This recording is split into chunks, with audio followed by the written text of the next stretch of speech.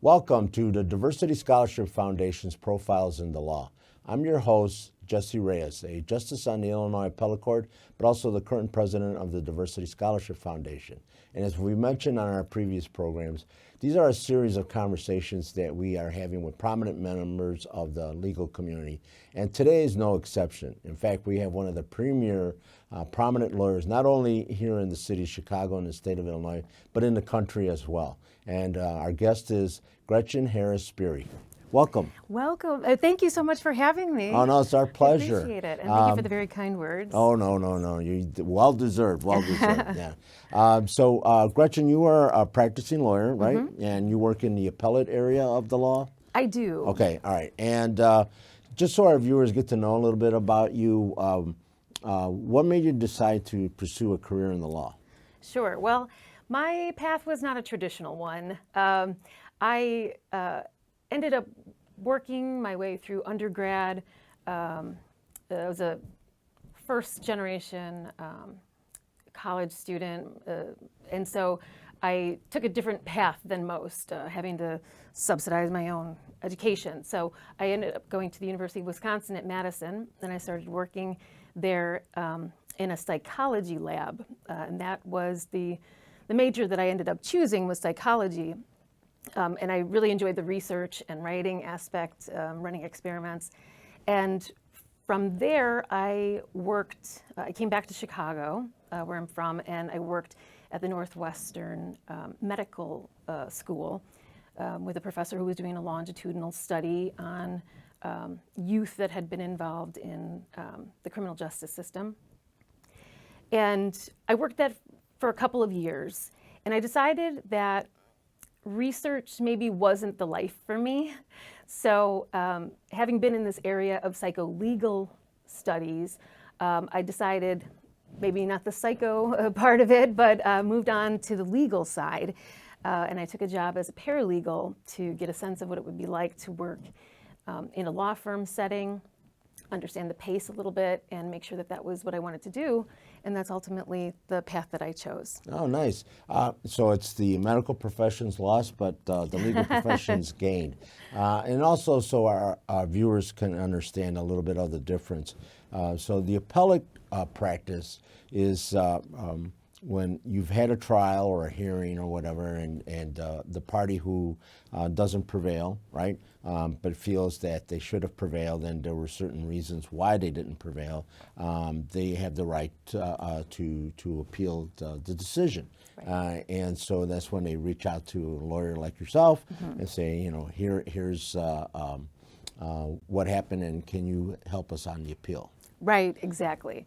So after I graduated law school, I ended up doing a clerkship in the Illinois Appellate Court, which is where we first met. I was clerking for a different justice at the time.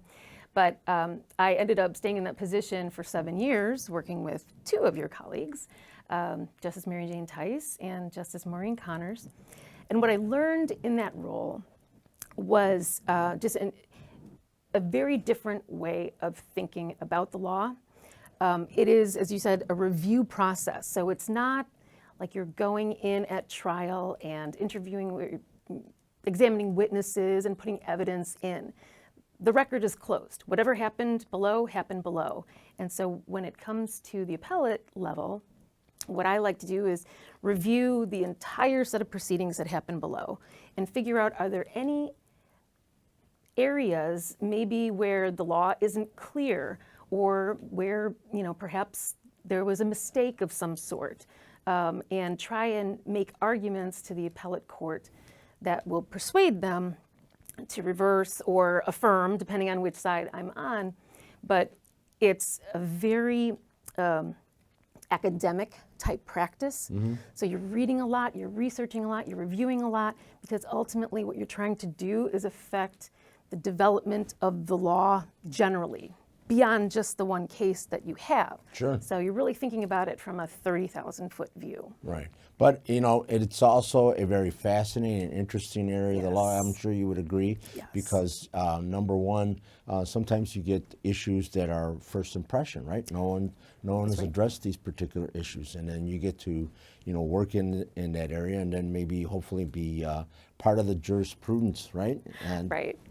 Well, those are my favorite kinds of cases, too, because it's really like a puzzle. You have the pieces that you have, and you try to configure them in the way that is most advantageous for your client. But also, what I did learn as a clerk, too, is that, your allegiance is to the law, too, is to the development of the law just as much, as another consideration, and also with advocating for your client. So, right, so those cases where there's maybe no cases on point, there's, nobody's asked this question before. You kind of think about the principles that we use to analyze the law, and hopefully we come up with a new and interesting argument. Right, and so our viewers could understand also, for those who are unfamiliar with the appellate practice. So we don't see witnesses, right? The lawyers come in, they just argue based off of the briefs regarding the issues that they felt were of importance and why they're appealing the case. So we don't get any new evidence or anything of that nature. Right. It's just looking at what transpired at the lower level, and then the appellate counsel presents the case. Appellate panel then makes a decision, and then if you don't like the decision of the appellate court, you still have the right to go to the Illinois Supreme Court. That's right. And then if you don't like that decision, you could go to the U.S. Supreme Court. Right. And it's not as easy as I'm making it sound, but basically that's what happens. That's the procedure. That's the route. Right. But that's what makes the intermediate appellate court so fascinating, because everyone has the right to that initial appeal to the appellate court. Right. But moving beyond that to the Supreme Court, Illinois or United States Supreme Court, those are discretionary. So you have to convince the court to even take the case. Right. So much law is made by you and your colleagues at the Illinois Appellate Court and other intermediate courts. Right. And aside from being a practicing lawyer, you are very involved in the community at large. I know you and I've attended schools, and we've talked to the students at the schools, and so I want to commend you for that work, because you take the time to do that.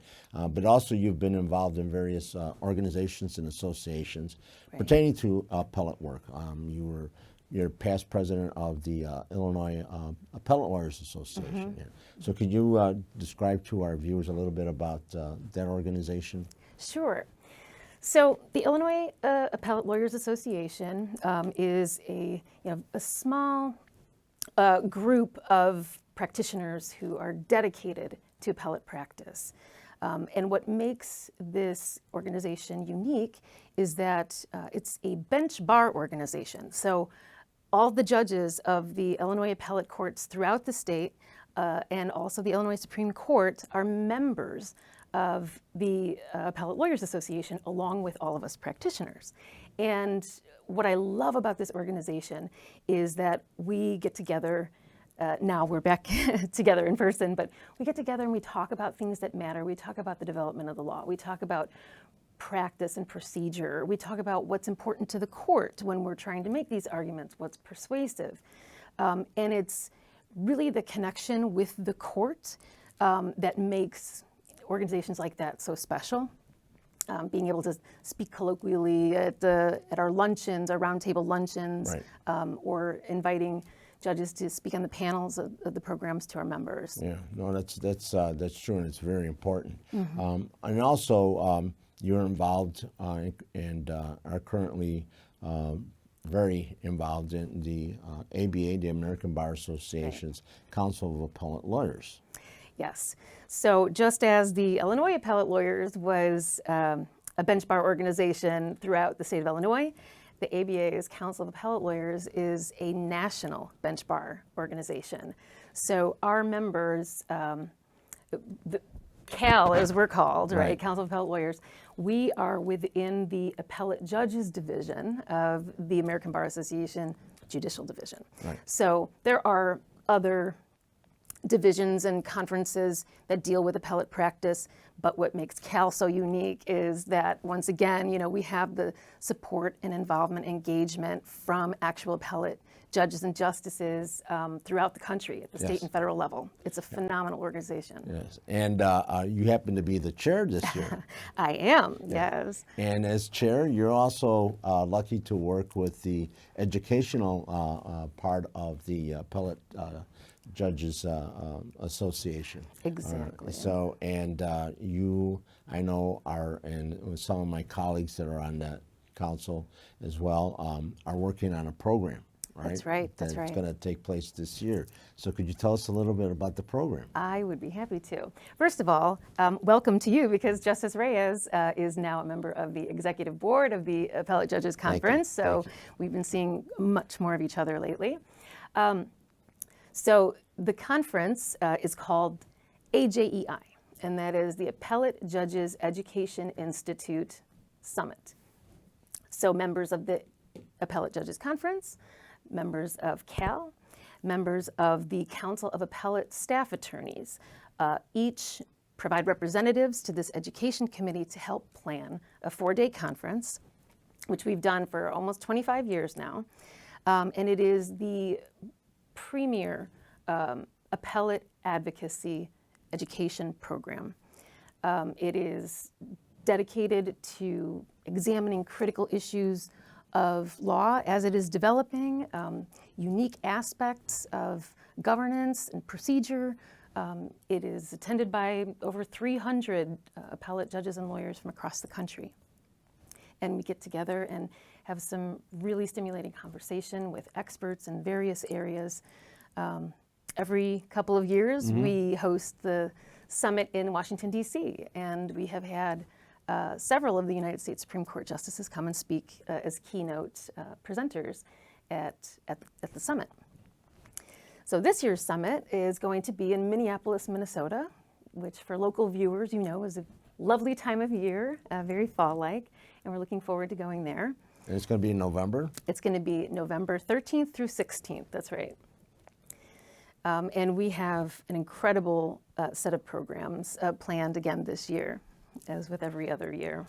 And I'm sure that also there's some things after the summit that we could attend and partake as well, right? Absolutely. And that's another thing about having a group like this, where we're all coming together for this, singular purpose of, being so interested in the law and the practice and decision making. It's an extremely collegial environment. So we plan excursions. The entire afternoon on the Friday of the summit is dedicated to different excursions that attendees can, choose to see the host city in different ways. We also organize dine-around dinners, so you can sign up for the restaurant of your choice and go break bread with judges and lawyers and people you might never have had the opportunity to speak to before. But I promise you that everyone who goes comes back every year since.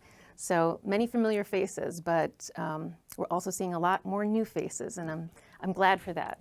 Right. And recently we had a meeting in Toronto, and right. I do have to say that the extracurricular in terms of the restaurants and the excursions were quite exciting, and I'm looking forward to Minnesota as well in November. I mean, when I started researching the excursions and the restaurants, it's got a world-class culinary scene out there. Not quite as good as Chicago's, but it's really, really excellent. I'm excited. Oh, that's nice. And I also understand that there's going to be a reenactment of a case, a very significant case in our legal jurisprudence. Can you tell us a little bit about that? That's right. We're organizing a reenactment of the Korematsu argument before the United States Supreme Court. So the Minnesota Bar Association performed this program several years ago, and it seems more timely than ever to revisit the lessons of Korematsu.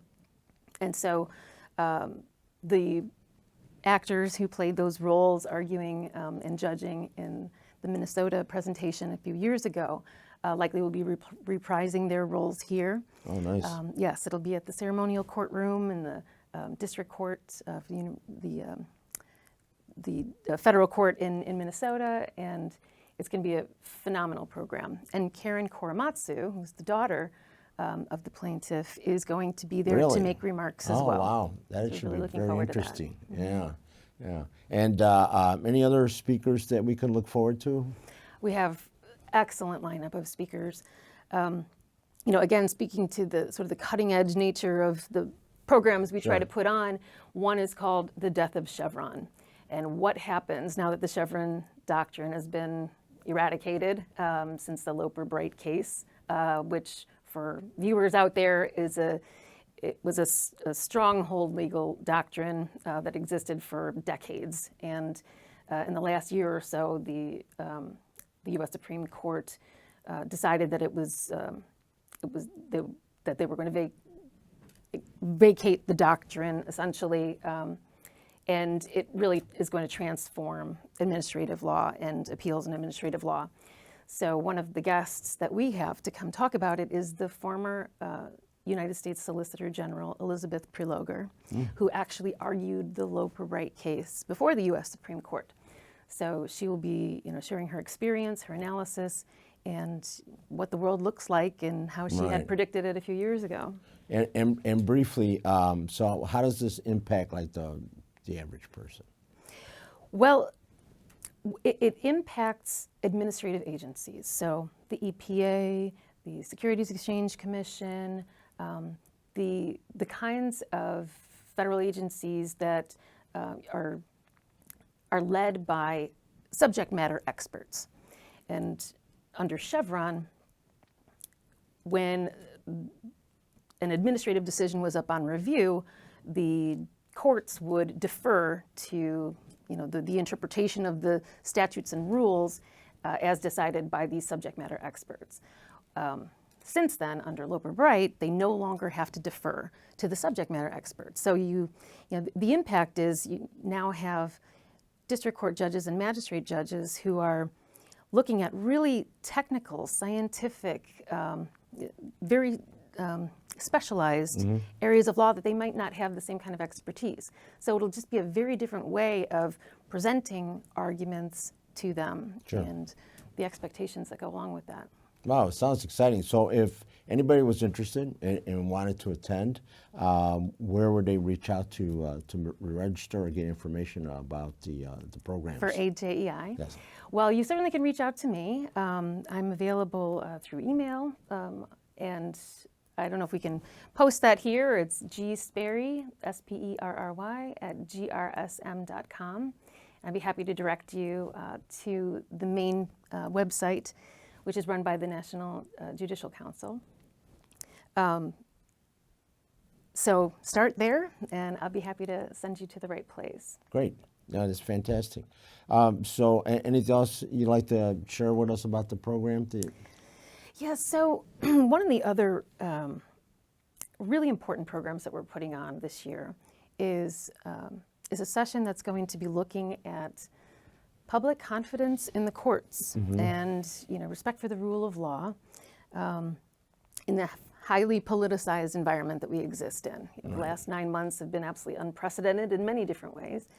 And what we've decided to do is look at this from a historical perspective and with the impact on the court system. So we've asked Professor Susan Stokes from the University of Chicago, a political scientist, to come speak to us about how in other countries in the very recent past have been impacted by what's called a backsliding democracy, where your elected officials are making unprecedented moves in ways that haven't been done before, and the impact of that. How does that look historically? How does our current situation compare to that? We also have Professor Stephen Vladeck from Georgetown University Law School, who is an expert on the U.S. Supreme Court and the decisions that it has been making, as many of the president's executive orders have been reaching that court. So we'll be looking at this in a really unique way to understand sort of the current context and what we can expect to happen next. And even if you're not an ABA member, all are welcome, right? To attend and to participate, Absolutely. You don't have to be an ABA member. Of course, if you like the program and you want to get more involved, I can talk to you about that too. So, and I think this is a program that I think people of all different levels within our profession and age groups, particularly young lawyers, might be interested in. I think it's a very informative program, and you have some very exciting speakers. So I think it's definitely something that they should be on everyone's to-do list if they're able to. And again, the dates. What are the dates again? There'll be, the program takes place November 13th through November 16th in Minneapolis, Minnesota. Again, contact me for more information about how you can register for that. There's early bird registration is open through the end of September. One thing I wanted to add quickly, as we're talking to an audience of young people here, I have a niece who is thinking about going to law school in a few years. And what's really important to her and what we are fortunate to be able to do as appellate practitioners is being able to influence the development of the law outside of even the legislative process, right? Law is made through either the legislators who pass the laws or the courts that interpret them. Right. And so when we're making these unique arguments and addressing issues for the first time, it's really important to have people of all backgrounds and all points of view represented as the laws are being developed. And one way that young lawyers can get involved is through judicial clerkships and externships. Yes. So the fact that the appellate staff attorneys are very deeply involved in this program is really a testament to our group's devotion to mentoring young lawyers too. Yes, definitely. And again, could you share your contact information so if people wanted to register or find out more about the summit? Sure. It's G, S as in Sam, P as in Paul, ERRY, at GRSM.com. Gretchen Sperry, and I can also give you my phone number. It's 312-796-2999. Feel free to reach out anytime. I'll be happy to tell you more. Right, great. Well, I'm looking forward to it. It's going to be very exciting, and I hope many of you who might be interested will join us at this program in November. Mm-hmm. Going back to yourself in terms of being first generation and, taking the path that you did, I'm sure you encountered some obstacles to who you are today.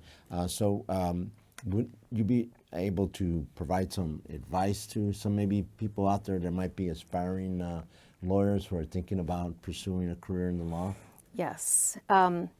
So I will say there's always another way. The direct path is not the only path.